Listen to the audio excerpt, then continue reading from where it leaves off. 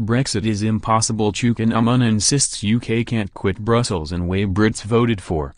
The Labour MP criticised government incompetence and said the hard facts of quitting the European Union showed the Brexit that Eurosceptics campaigned for would not happen.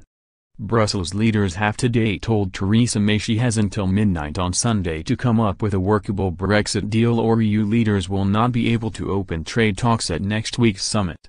But speaking on LBC, Mr. Umunna said Brits had not been able to vote on factors such as the multi-billion divorce bill, which meant funds could not be poured into the NHS. The former shadow business secretary said, "It's not a question of whether people were conned or lied to, and some might argue that they were. It is a bit of a question of government incompetence, but I just think now that we've actually got the hard facts as these talks progress, it's just proving impossible to deliver. Take the divorce bill that was just talked about. Nobody talked about there being this big divorce bill during the referendum campaign, but this is a big new fact we now know exists, and, of course, it's going to mean that £350 million extra per week cannot go into the NHS.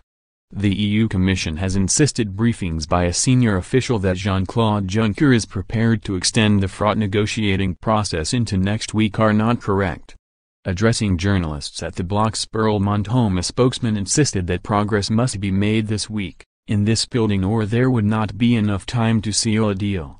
On Monday, the Prime Minister jetted out to Brussels fully expecting to sign off on a draft agreement with the 27 EU leaders, only for it to be torpedoed by her DUP colleagues at the last minute.